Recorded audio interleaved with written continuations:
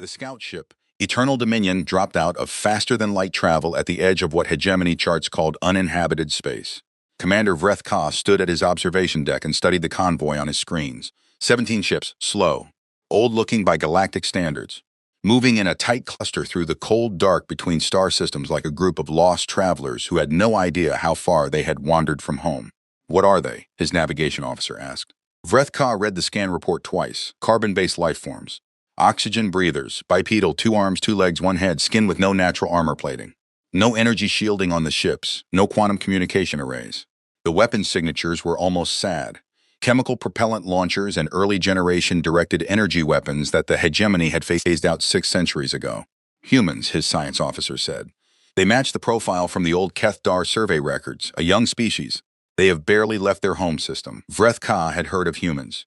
Everyone in the hegemony had heard of humans, the same way you heard about insects in a garden. Present, unimportant. Easy to remove if they became a problem. Are they in hegemony claim space? Technically, yes. Sector 7 was claimed during the 3rd expansion. These creatures would have no record of that claim. They do not have the technology to receive our broadcast treaties. Vreth Ka folded 2 of his forearms behind his back. The Keth-Dar survey records were 200 years old. These humans had apparently made it to this corridor of space on their own. Primitive ships, primitive weapons, soft bodies. He thought about what the hegemony required of species found in claimed space. There was a protocol. It was simple. It had been applied 400 times in the history of the Empire, and it had never once failed. "Hail them," he said. On the human colony ship Perseverance, Captain Yael Okafor was eating a cold sandwich at her command station when the alien signal came through. It was not a language her translator recognized. It arrived on frequencies that human ships did not normally monitor. Her communications officer, a young man named Diaz, caught it only by accident while running a routine sweep. "Cap," he said, "we have got something weird." Okafor put down her sandwich. The signal was high frequency, mathematically structured, and repeating. Her ship's AI spent 14 seconds analyzing it and produced a rough translation. "You are in territory belonging to the eternal hegemony of the convergent stars. You have no rite of passage here. Power down your engines and prepare to be boarded. Resistance will be met with total destruction. This is your only warning." She read it 3 times. She picked up her sandwich again and finished it. "Diaz," she said, "get me Fleet Commander Torres on the New Carthage." Torres appeared on screen 30 seconds later. He was a broad man with gray at his temples and the particular tired look of someone who had been managing 40,000 colonists across 17 ships for the past 8 months. His eyes already had the message in them before she said a word. "I saw it," he said. "We are a long way from backup," she said. "Yes, you think they mean it?" Torres looked off screen for a moment. When he looked back, his face was settled, decided, Yale. In the entire history of first contact situations, how many times has the alien with the bigger guns been bluffing? She thought about it. The silence was its own answer. "Right," she said, "battle stations." What Vreth Ka saw next confused him. The human convoy did not power down, it did not scatter. It did not freeze, which was the most common response when primitive species received the hegemony greeting. A paralysis born of pure shock that usually lasted long enough for boarding parties to deploy without resistance. Instead, the 17 ships rearranged themselves. The largest vessels moved to the outside of the formation. The smaller ships tucked in behind them. The convoy transformed from a loose traveling cluster into a tight defensive shell in under 2 minutes. They were forming up for combat. "They cannot be serious," Vreth Ka said. The Eternal Dominion was a hegemony cruiser-class warship. It was 4.2 kilometers long. Its particle lance batteries could cut a moon in half on a sustained burn. It had survived 3 full-scale fleet engagements in the past century without a single hull breach. The largest human ship was roughly 800 meters. Its weapons, according to the scan, would not have scratched the Dominion's hull plating under any realistic engagement scenario. "They must be hoping to negotiate from a show of force," his science officer said. "A bluff. Hail them again." Torres received the second message on the New Carthage's bridge. His crew was at stations. The convoy had formed up. Everyone was calm in the specific way that trained people go calm when the moment they trained for finally arrives. The AI translation came through faster this time. "You are outmatched. Stand down. We do not wish to destroy you. Surrender your vessels and your people will be treated according to hegemony protocols for uncontacted species." Torres read it aloud. Lieutenant Commander Chen, his tactical officer, made a sound that was not quite a laugh. "Hegemony protocols for uncontacted species," she repeated. "That is a very polite phrase for something very ugly." "It is," Torres agreed. He thought about the 40,000 people in this convoy. Families, children. Farmers and engineers and teachers who had saved for years for a spot on a colony ship heading toward a new world and a new life. He thought about what hegemony protocols probably looked like in practice for species who did not comply. He keyed his transmitter. "This is Fleet Commander Rafael Torres of the Earth Colonial Authority vessel, New Carthage. You have entered engagement range of 17 armed vessels of the human colonial fleet. We are not surrendering.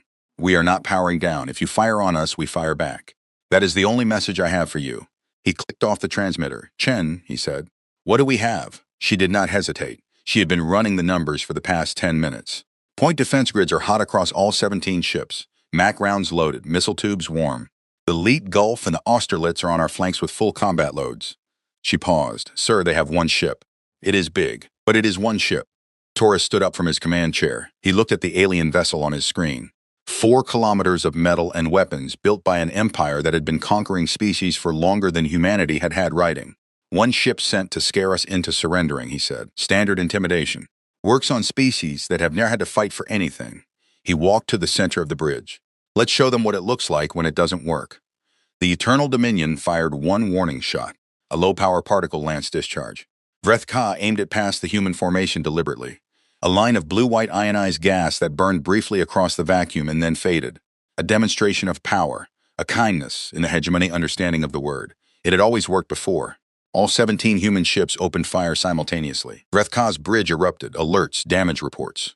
The Dominion shuddered, physically shuddered, a vibration he felt through the deck plates, as human projectiles struck the forward hull. Not energy weapons.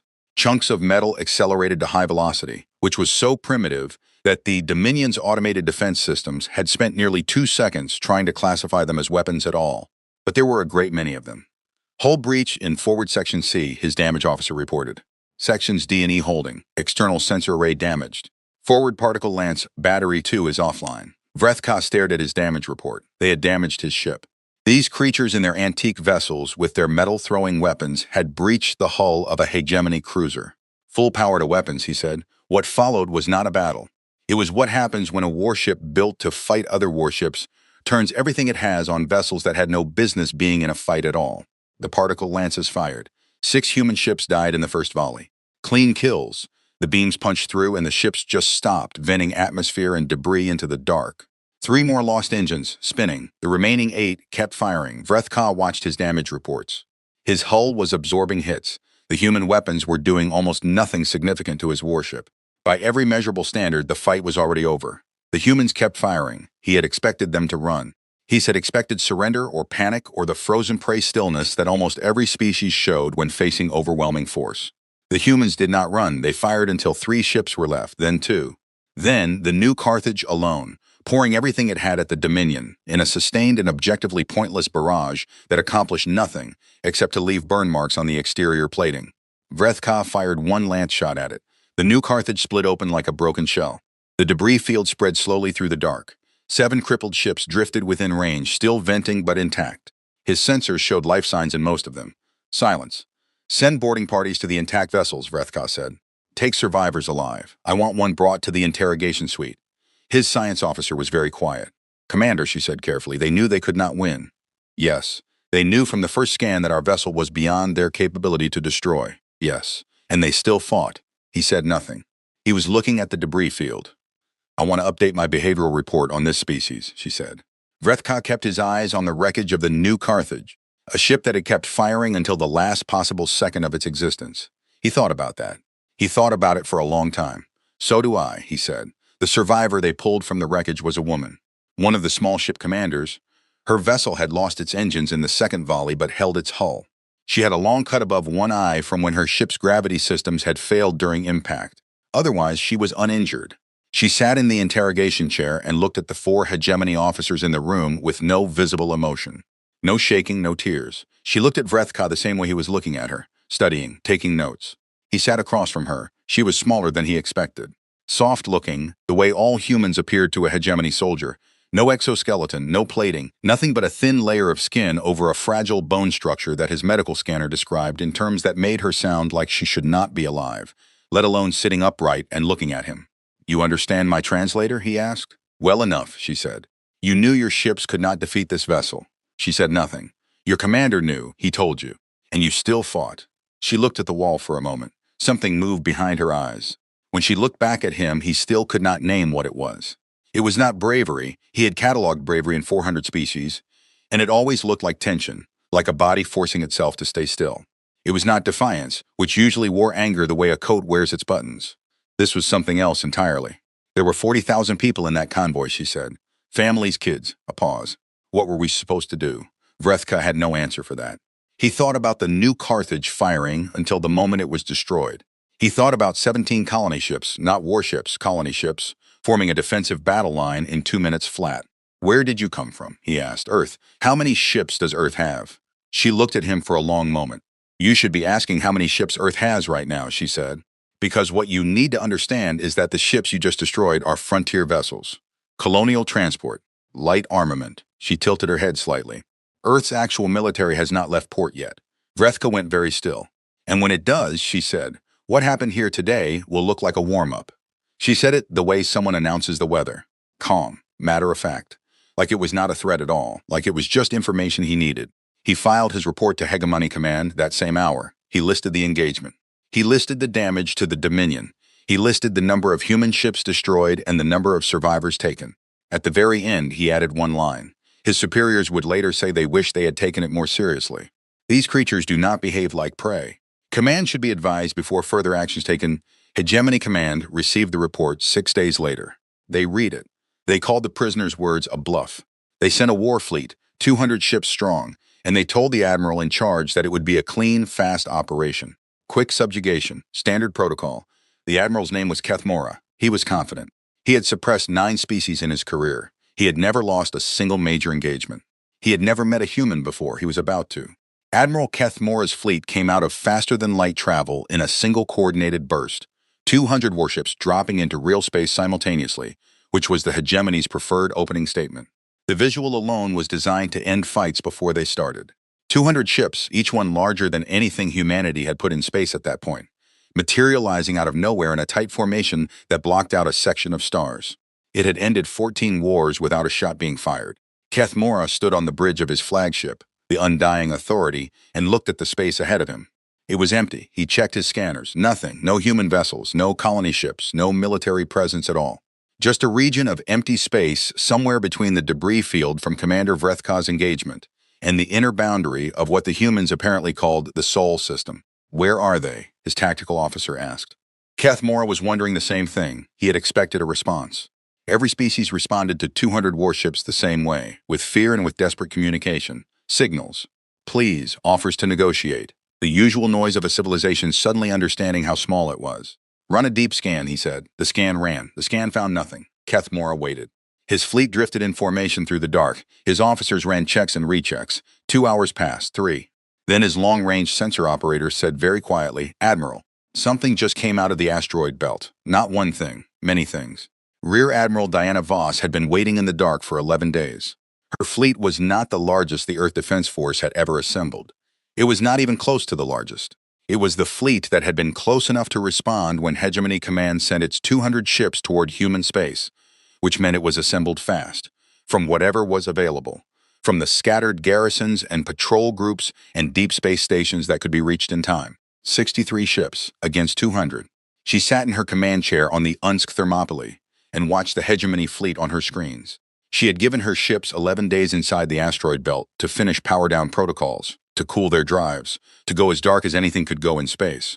11 days of drifting among the rocks with engines cold and every non-essential system shut off, waiting.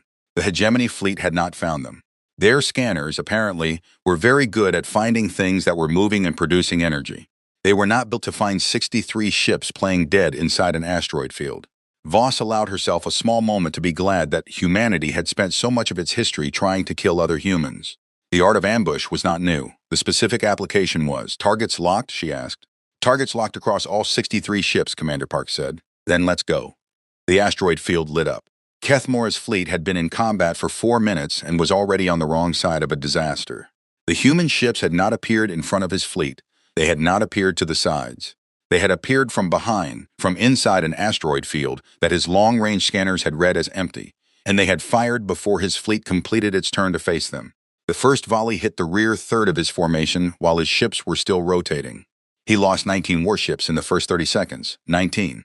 The human weapons were not the primitive kinetic launchers from Commander Vreth Ka's engagement report. These were his tactical officer was struggling to classify them in real time. Accelerated mass drivers operating at a scale that the hegemony had no recorded equivalent for.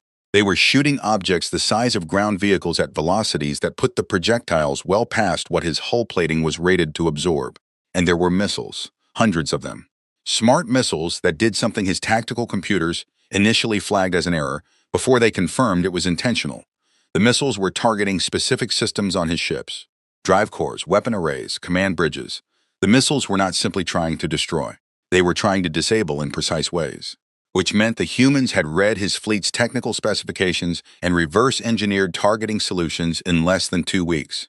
From a standing start, return fire, Keth Mora said. All batteries, full spread. The Undying Authority's weapons opened up. 200 ships' worth of particle lances and plasma batteries and mass drivers filled the space between the fleets with fire. The human ships moved. They moved in ways that made Keth Mora's tactical computer flag a configuration error twice before it accepted that what it was seeing was real. Human ships did not fly in straight lines or predictable arcs. They rotated on 3 axes simultaneously. They used their own damaged ships as cover. They fired while moving laterally at speeds his targeting systems were designed to account for but kept missing anyway because the humans were changing speed as well as direction in the same moment. His fleet was bigger. His fleet hit more often. His fleet was doing damage. But 63 human ships were eating 200 hegemony warships alive because the humans were fighting like they had invented the concept of fighting and had been practicing it every single day since. How are they doing this? His science officer demanded. No one answered her. Admiral, his tactical officer said, and the quality of his voice was something Keth Mora had never heard from him before. We have lost 41 ships. 4 minutes and 11 seconds into the engagement. Voss watched her screens with the focused attention of someone doing a job they had been preparing to do for a long time. The hegemony fleet was massive. She was not pretending otherwise.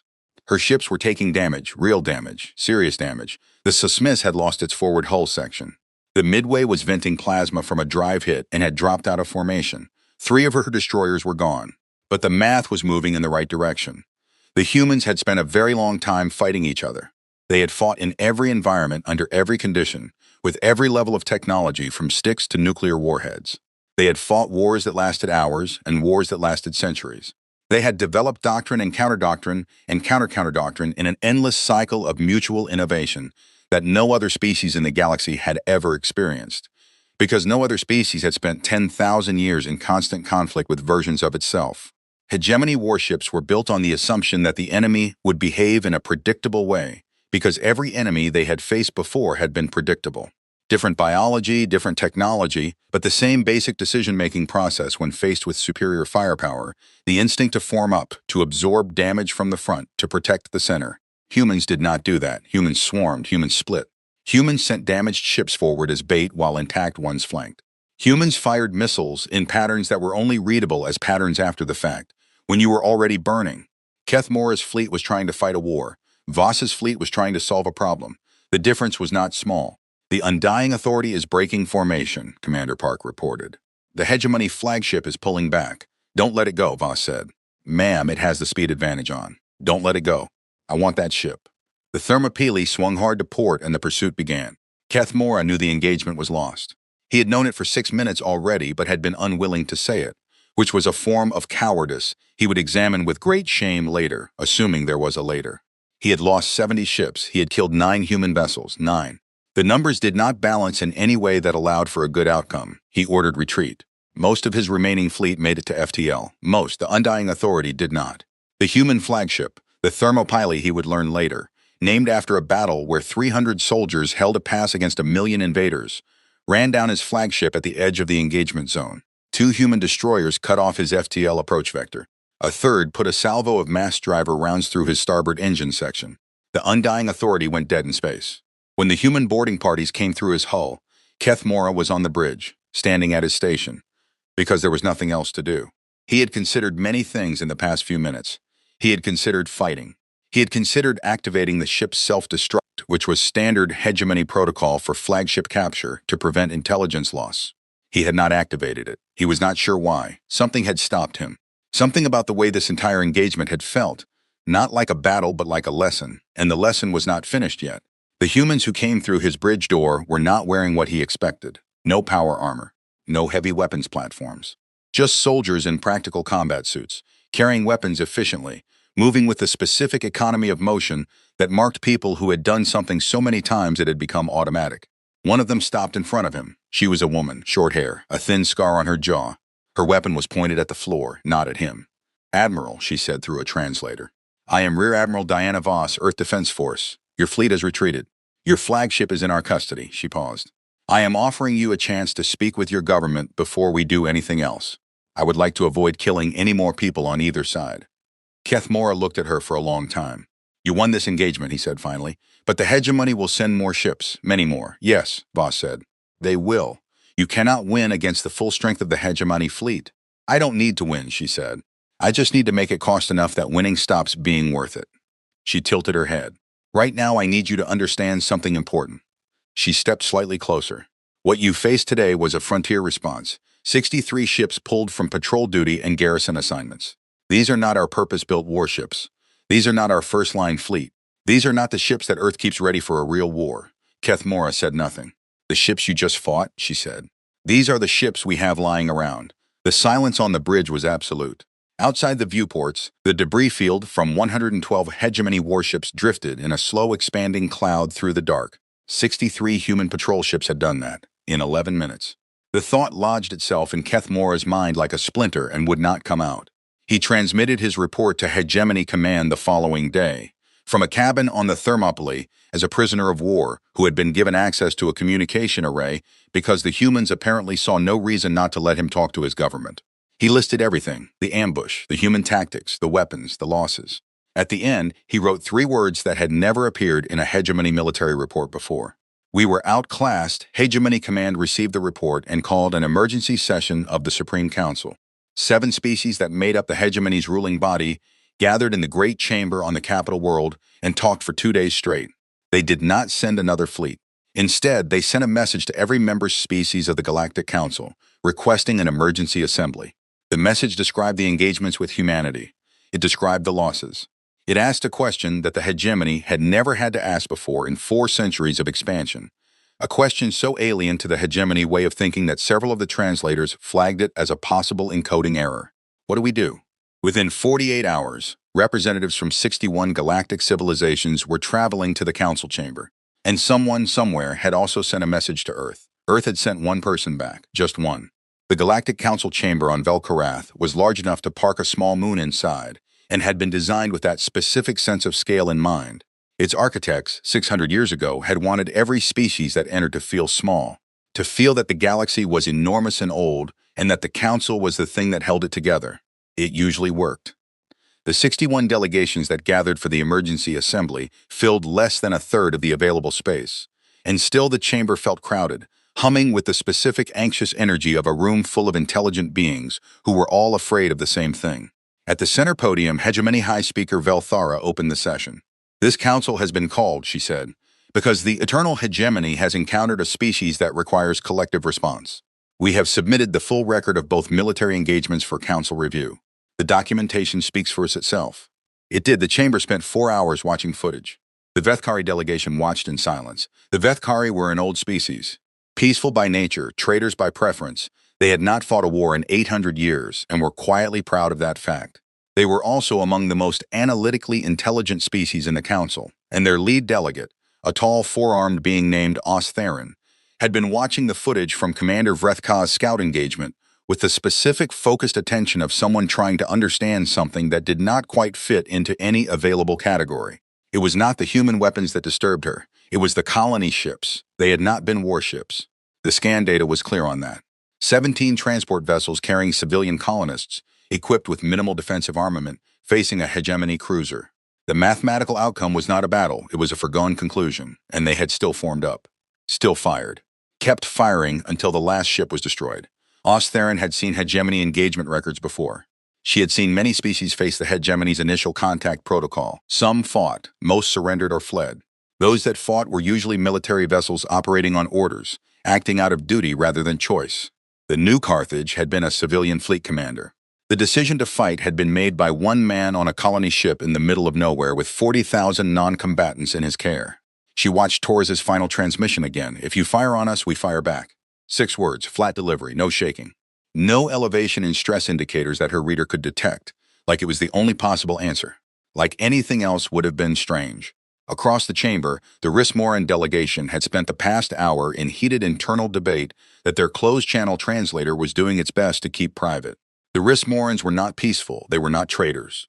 They were a warrior culture, proud of their military history.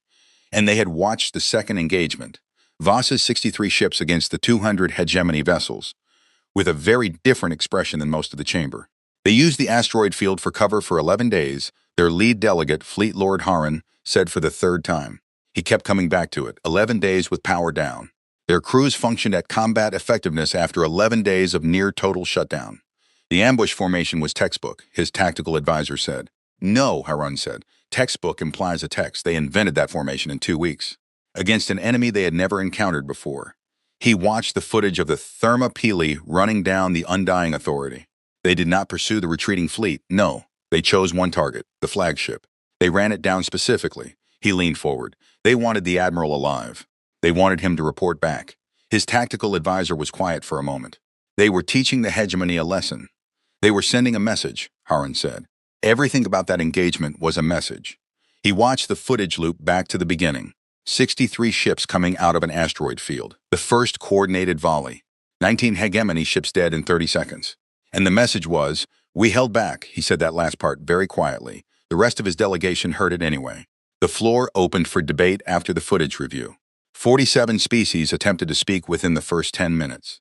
The council moderator, a patient Delthrin, who had been doing this job for 60 years and had the specific energy of someone who has survived many rooms full of panicking people, managed the queue with practiced efficiency.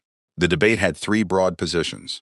The first position was that the council should back the hegemony in a combined military response. Humans were clearly dangerous. Combined Galactic Council military strength represented forces from 61 civilizations. Even humanity's apparent capabilities would buckle under a truly unified response. This position had 14 supporters. It lost supporters steadily as the debate went on. The second position was immediate peaceful outreach. Humanity was young, frightened, and had responded to aggression with aggression, which was understandable. The hegemony had initiated the conflict by firing on a civilian convoy. Perhaps an apology followed by careful diplomatic engagement could resolve the situation. This position had the most initial supporters. It also had a problem, which the Rissmoran Fleet Lord raised when he was given the floor. This council is proposing apologies and diplomatic engagement, he said, on the assumption that humanity is frightened, on the assumption that humanity fought back out of fear. He paused. I have watched the engagement records 11 times. I do not see fear anywhere in them. He looked around the chamber. The human commander was not afraid when he refused to stand down. He was not afraid when his ships were being destroyed. His people were not afraid when they kept firing from dying ships. Another pause. I think this council is misreading what kind of species we are dealing with. What kind do you think we are dealing with? The hegemony high speaker asked. Harren was quiet for a moment. He had been thinking about how to say this since the footage review ended. The kind, he said, that has been at war with itself for its entire history. The kind for which war is not an emergency, it is a normal condition. The kind that has had 10,000 years to get very, very good at something that most of the species in this chamber have not had to practice seriously in centuries. He set his hands flat on the table. We are not dealing with a frightened young species. We are dealing with a species that is, by any honest military assessment, currently better at warfare than anything in this chamber. He sat back. The question is not how to defeat them. The question is whether we want to try. The third position, which had been spoken quietly around the edges of the debate and which now moved to the center, was this: talk to them, but do it carefully. The human delegation arrived on the 3rd day, one person. The chamber held its collective breath when the human walked through the main entrance. The Galactic Council had sent formal diplomatic protocols, invitations, a full honor guard, and requests for delegation credentials. They had expected a delegation, a team, specialists, the standard apparatus of interstellar diplomacy. They got Margaret Osei. She was 73 years old. She walked with a slight limp that she had acquired in a ground war 40 years ago, in a conflict that had since been resolved on a continent she had not been born on. She had spent 22 years as a combat officer and 30 years as a diplomat, which she considered to be the same job done at different speeds. She wore a plain gray jacket, no medals, though she had many. She carried a small bag and a data pad and nothing else. She walked to the human delegation's assigned position in the chamber floor, set down her bag, and looked up at the 61 species staring at her. "Shall we begin?" she said. The Hegemony High Speaker addressed her first. "Ambassador Osi, on behalf of the Galactic Council." "I'm not an ambassador," Margaret said pleasantly. "I'm an envoy. There's a difference. An ambassador has the authority to make binding commitments on behalf of her government. An envoy carries a message and listens to messages in return." She set her data pad on the table.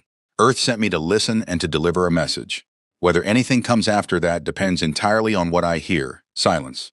"What is Earth's message?" the High Speaker asked. Margaret opened her data pad. She read from it without theater. "Earth notes that the Eternal Hegemony fired on an unarmed civilian convoy without provocation. Earth notes that this action resulted in the deaths of 6,412 human civilians. Earth notes that a subsequent Hegemony military fleet of 200 warships entered human-adjacent space with clearly hostile intent. Earth notes that this fleet was neutralized by Earth Defense Force units at a cost of 309 human military personnel." She looked up from the pad. "Earth's position is this. The Hegemony will acknowledge its unprovoked attack on human civilians. The Hegemony will pay reparations to the families of those killed. The Hegemony will formally recognize human territorial rights in all currently and previously inhabited human space." She closed the pad. "In return, Earth will consider this matter resolved and will not pursue further military action." She looked up at the Hegemony delegation specifically. "Those are Earth's terms. They are not a starting position for negotiation. They are the terms." The High Speaker's expression was something between outrage and careful calculation. "You speak of reparations and acknowledgement to the most powerful empire in this galaxy as though you are the party with leverage." Margaret tilted her head. "I am. The Hegemony has thousands of warships. Earth has. We destroyed 112 of your warships in 11 minutes with 63 ships pulled from patrol duty," Margaret said. She said it the way you point out a mistake on a bill. Calm, precise. "I have the exact figures if you need them." She looked around the chamber. "This council has spent 3 days trying to figure out what to do about humanity. You are afraid of what we might do if pushed. That fear is not irrational." She folded her hands on the table. "The question you should be asking is not what happens if you refuse our terms. You know what happens if you refuse our terms. The question you should be asking is why we are offering terms at all." The chamber was very quiet.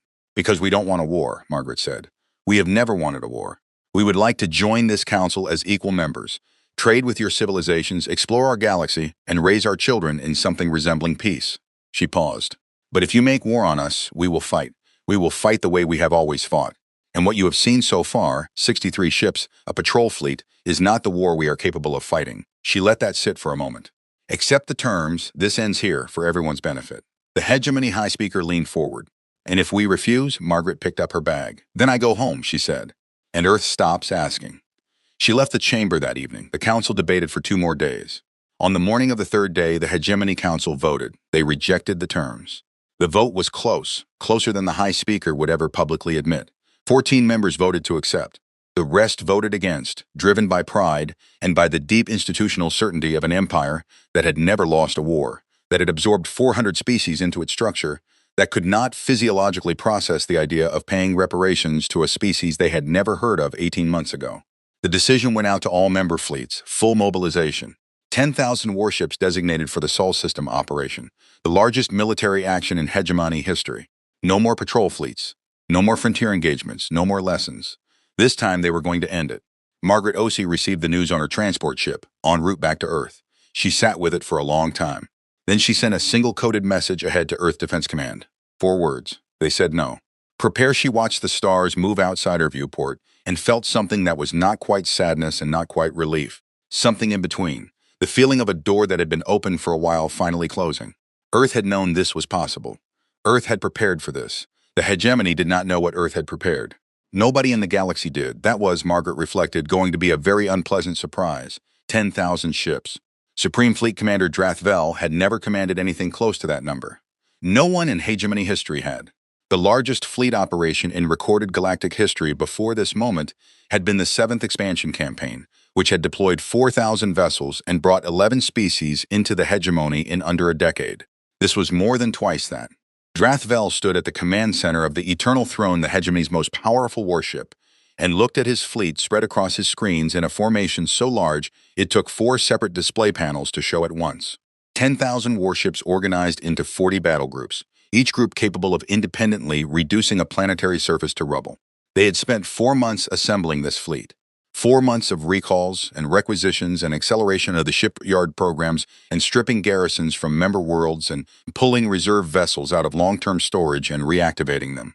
The hegemony had moved with a speed and coordination it had not shown in centuries, driven by something that the council chamber debates had politely called strategic urgency, and that the soldiers called by its real name, fear. Set course for the Sol system, Drathvel said. 10,000 ships moved. The Sol system was 8 light years away. They arrived in stages over 6 hours, because even the hegemony's best FTL coordination could not keep 10,000 ships synchronized over that distance. Battle groups dropped into real space in sequence, each one checking in, each one reporting position and status before the next came through. By the time the final battle group arrived, Drathvel's advance units had been in the Sol system for 2 hours. They had not found what they expected. What they expected was a civilization in the early stages of spaceflight, clustered around a single star, with the kind of orbital infrastructure that a species typically builds in its first century of serious space development. A few stations, some mining platforms, a small number of warships clustered defensively around the home world. What they found was a solar system that had been turned into a weapon. Earth had seen this coming. Not the specific date or the specific number of ships, but the shape of it. A large force, a terminal engagement, an attempt to end the conflict with overwhelming mass. Earth's strategic analysts had been running models since Commander Vreth Ka's first engagement report had been recovered from a destroyed human ship and passed along by an intelligence contact in the Galactic Council. The models had converged on the same basic answer within weeks. The hegemony would send everything. So Earth had done the same. The Earth Defense Force had been quietly existing for 240 years. It had been built, expanded, reduced, rebuilt, argued over, defunded, refunded, and shaped by every major human conflict and every period of human peace in the 2.5 centuries since humanity had first looked up at the stars and realized that whatever was up there might not be friendly. It was the product of a species that had been at war, in some form, for its entire recorded history, and which had decided, when it finally had the technology to think about galactic-scale threats, to take that history seriously. What the hegemony's advanced units found as they spread through the outer Sol system was not a defense. It was infrastructure. The difference was important. A defense is something you build when you think an attack is coming.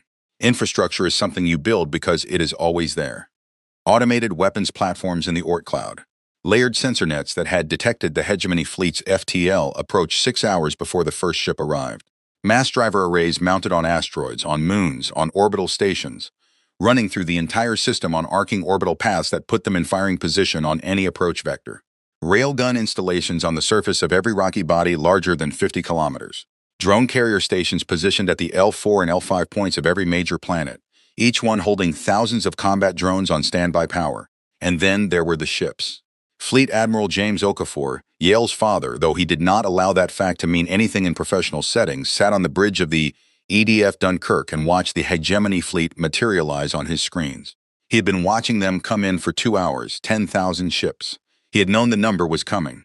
His analysts had predicted it within 10% accuracy based on the hegemony's known shipyard capacity. He had planned for it. He had built his response around it. He had also, in the private hours of his own mind, felt the weight of it. 10,000 ships was not a number that fit inside a normal human intuition of military force. It was the kind of number that lived in history books. It was the kind of number that meant something on an existential level. Okafor had spent 30 years preparing for an existential engagement. "How are we on deployment?" he asked. "Battle groups Alpha through Delta are positioned at the inner system line," his tactical commander, Vice Admiral Santos, said. "Echo through Kilo are at the outer asteroid belt. Omega Group is at the Oort array." She paused. "The hegemony's advanced units have already triggered the first 3 automated sensor rings. They know we know they're here." "Good," Okafor said. "I want them to know." "Drone arrays? Hold till I give the word understood." A pause. "Sir, they outnumber us 14-1. Okafor looked at his screens. "They outnumber the ships they can see," he said.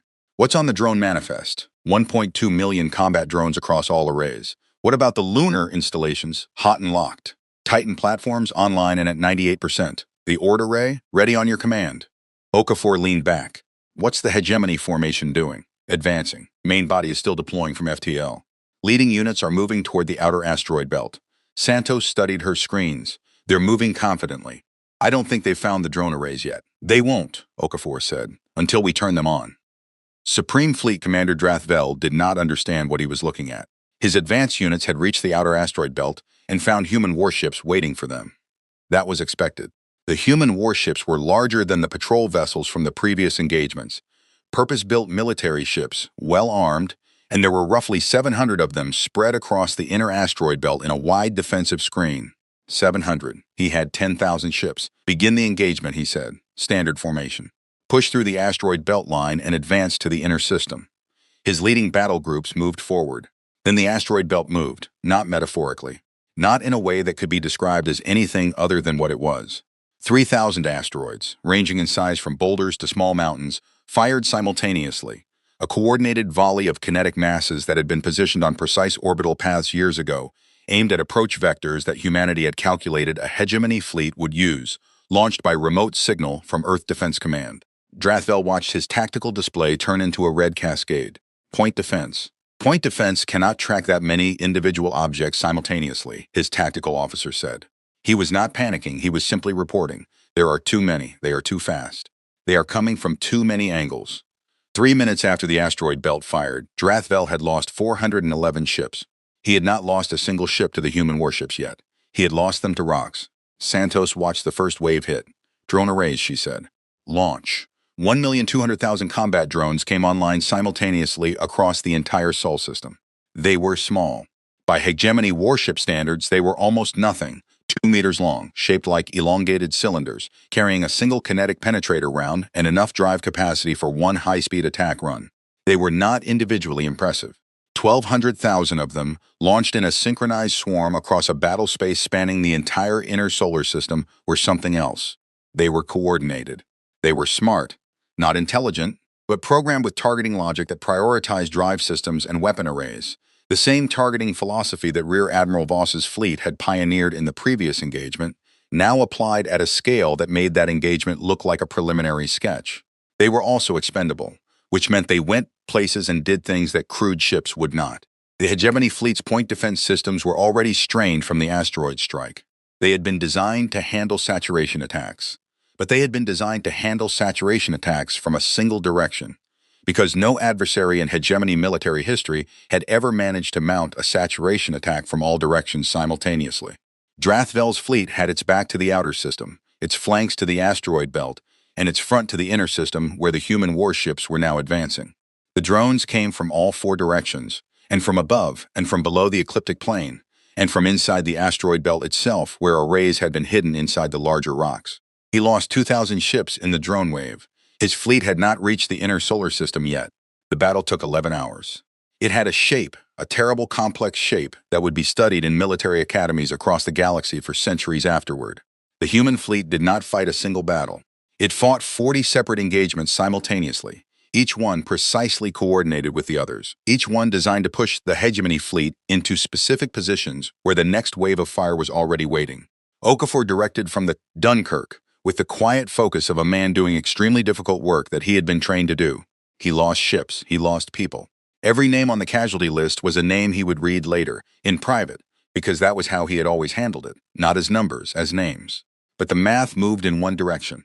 The Titan platforms fired at hour 3, adding the outer planet's moon-based mass drivers to the engagement. The Ord array fired at hour 7, catching the hegemony's reserve battle groups as they tried to hold position beyond the main engagement zone.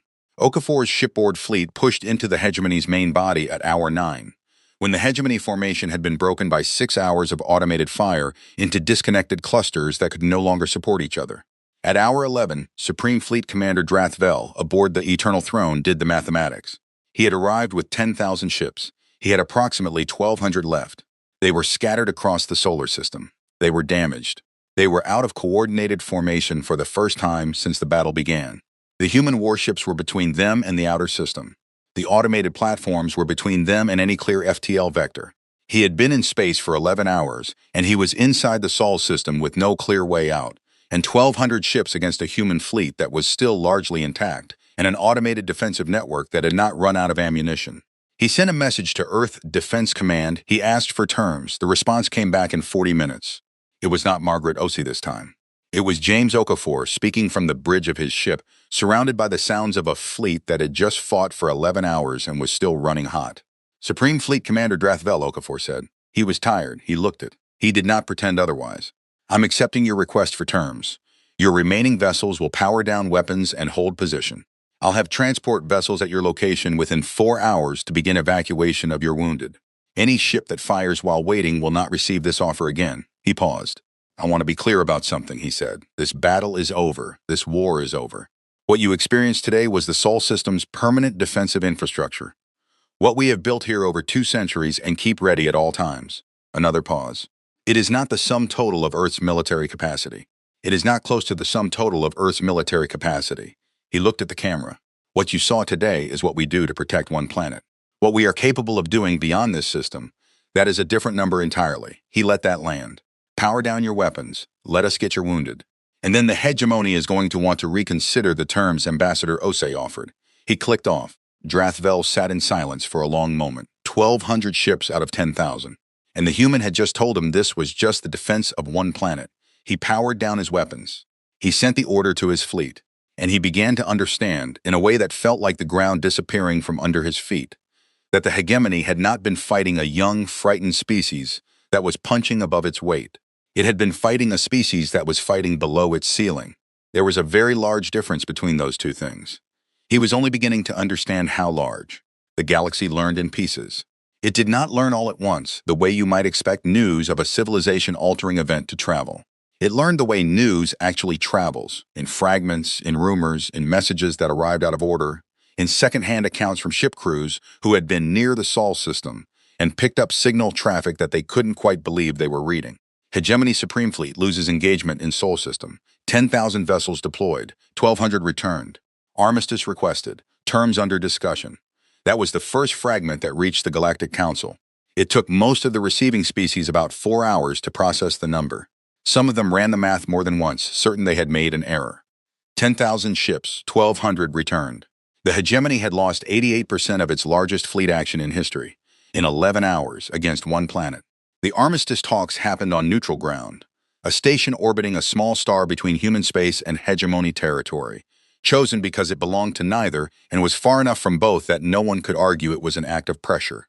The hegemony sent 9 delegates, Earth sent 2. Margaret Osei was one of them. She walked into the room with the same gray jacket and the same datapad she had carried at the Galactic Council. She sat down across from the hegemony delegation and looked at the faces of people who had been running an empire for 4 centuries and who were, for the first time in that history, sitting on the side of the table that asked for terms instead of delivering them. She did not allow herself to feel satisfaction about this. She had learned in 30 years of diplomacy that the moment you started enjoying the other side's discomfort was the moment you started making bad decisions. "You know what Earth wants," she said. High Speaker Vel Thara, who had replaced the previous High Speaker after the Sol engagement, looked older than she had at the Galactic Council. Not physically older, just worn. "The previous terms," she said. "The previous terms," Margaret confirmed. "Acknowledgement of unprovoked aggression. Reparations to the families of the colony convoy dead. Formal recognition of human territorial rights." She paused. "And one addition." "What addition?"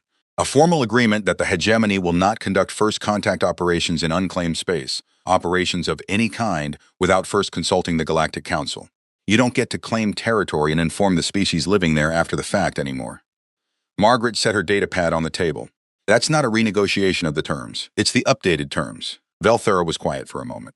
"You are asking us to change the way we have operated for 4 centuries. Yes, on the basis of one conflict. On the basis of common decency," Margaret said, without heat.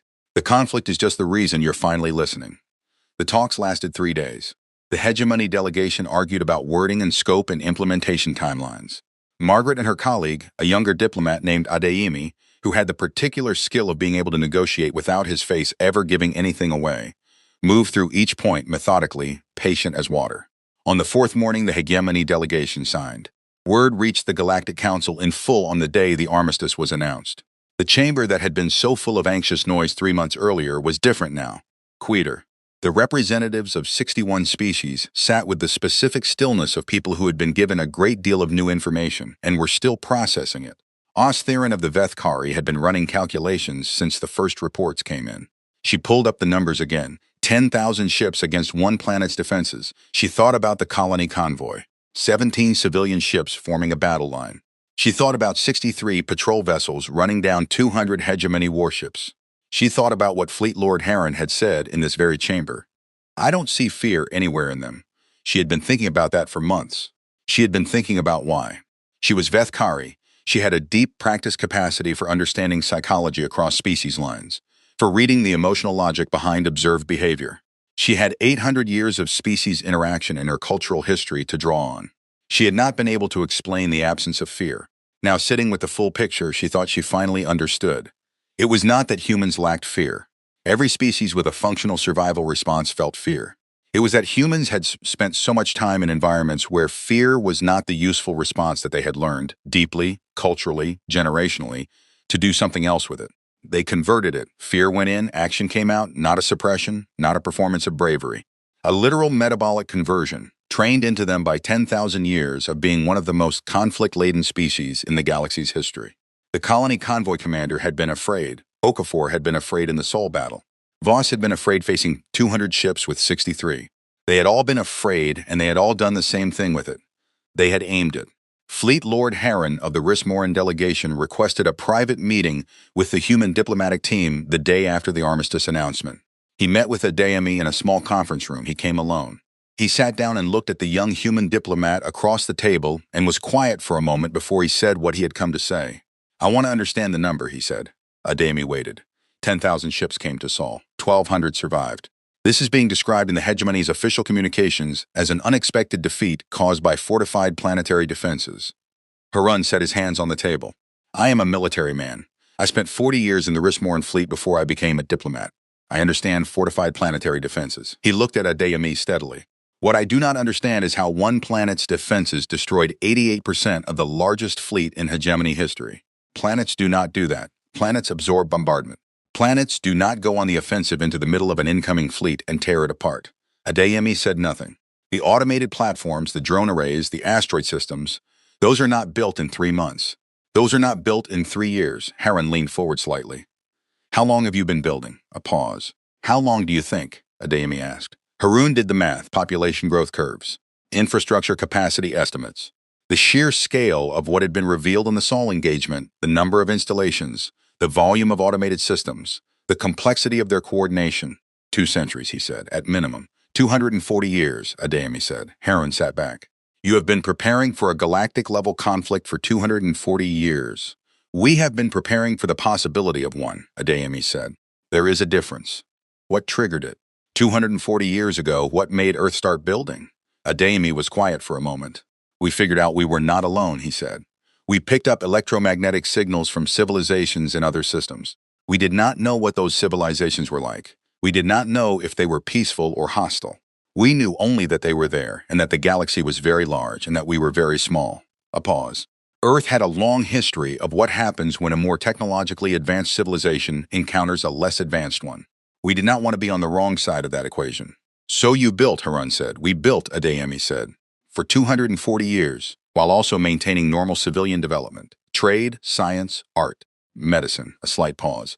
"We are very good at doing multiple things at once." Harun was quiet for a long time. "The Sol system defenses," he said finally. "The platforms, the arrays. That is Earth's defensive infrastructure. What about your offensive infrastructure?" Adeyemi did not answer. His not answer was an answer. Harun sat with it. He thought about the colony convoy, the first engagement, the very first thing the hegemony had encountered. 17 civilian ships. And those civilian ships had been armed. Minimally, yes, but armed. The colonists on those ships had been traveling to establish a new world, and they had brought weapons. Because bringing weapons was apparently something humans did, as a matter of course, the way other species packed provisions. He thought about the 63 patrol vessels that had destroyed 112 hegemony warships. Patrol vessels. Ships whose primary purpose was to make sure nobody was causing problems in human-adjacent space. He thought about Sol, a fortress of a solar system that had been under construction for 2.5 centuries. He thought about the word offensive. "I think," Harron said slowly, "that I would like to recommend to the Rismoran government that we pursue a very warm and genuine friendship with humanity." Adeyemi smiled for the first time in the conversation. "That would be appreciated. The hegemony changed after the armistice, not overnight. Empires do not change overnight. But the council that had voted 14 to 47 against accepting Earth's terms 3 months earlier voted differently now. The same council that had authorized 10,000 ships now authorized a cultural exchange program. The species that had built their identity on expansion and subjugation began, slowly and with many internal arguments, the long process of examining what that identity had cost them. Not because they had become better people overnight, because they had encountered something that made the old way too expensive to continue. Humanity joined the Galactic Council formally 6 months after the armistice. Margaret Osei took the human seat in the chamber and sat in it with the specific calm of someone who had been doing hard things for a very long time, and for whom this particular hard thing was finished. She gave a short speech. She said that Earth did not want to be feared. She said that Earth wanted to trade and explore and learn and contribute to a galactic community that was better for every species in it. She said that humanity had built what it had built not out of aggression but out of caution, because caution was what a small species did when it looked at a large universe and decided to take its chances. She said one more thing. The hegemony encountered our colony fleet first, she said. Those 17 ships. Those 40,000 people. That was not a military operation. That was ordinary people going to build a new home. She looked around the chamber. The hegemony attacked them because they could. Because the hegemony's entire framework was built on the idea that capability confers right. That if you are strong enough to take something, you may take it. She paused. Earth's framework is different. We are strong. We have been building strength for 240 years. We are not ashamed of that. But strength is not permission. It is responsibility. Another pause. We would like to help this council build something that reflects that idea. We are willing to work very hard toward that goal. A final pause. We are very good at working hard. There was no applause in the chamber. The species present did not all share the same customs around that. But there was something else. A particular quality of attention, a collective settling, a room of 61 civilizations receiving a piece of information and beginning slowly to understand what it meant. Theron walked out of the council chamber into the long corridor that ran along the exterior of the station, a transparent wall on one side looking out at the star field, and she stood there for a while. She thought about the full shape of it now. She thought about a species that had picked up radio signals from the stars and decided in the long, careful, institutional way of a civilization thinking across generations that it was going to take the galaxy seriously, that had built for 240 years in parallel with living. Not instead of living, not in sacrifice of everything else, but alongside it, quietly, persistently, with the specific determination of a people who had already learned every lesson about what happens to those who are not prepared. She thought about the colony convoy. She thought about what it meant that those civilian ships had been armed.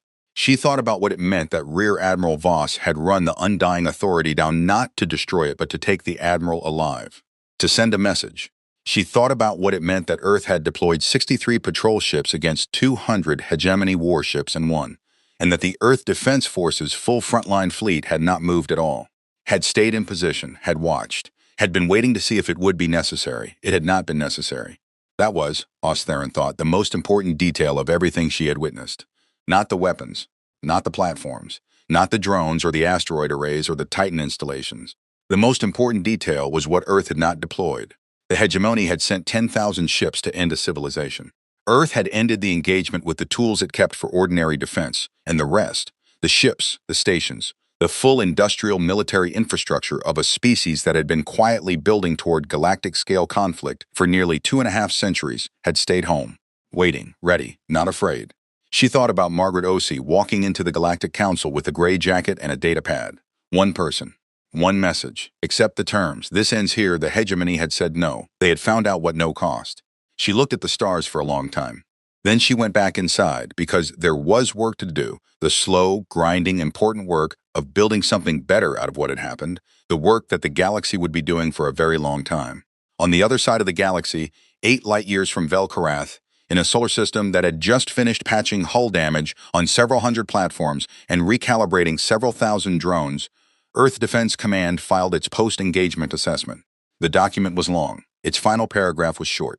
Sol system defenses performed within projected parameters. Fleet performance exceeded projections. Losses are within acceptable range. Note for strategic review. The hegemony fleet engaged represents approximately 12% of estimated hegemony total military capacity. Earth's response engaged approximately 18% of Sol system defensive capacity. Frontline offensive fleet was not required. Strategic reserves were not activated. Earth's full wartime production capacity was not initiated. A brief pause, in the way that official documents pause. Recommend maintaining current readiness posture. The galaxy has learned that humanity will defend itself. The galaxy has not yet learned the full extent of what that means. It does not need to for now.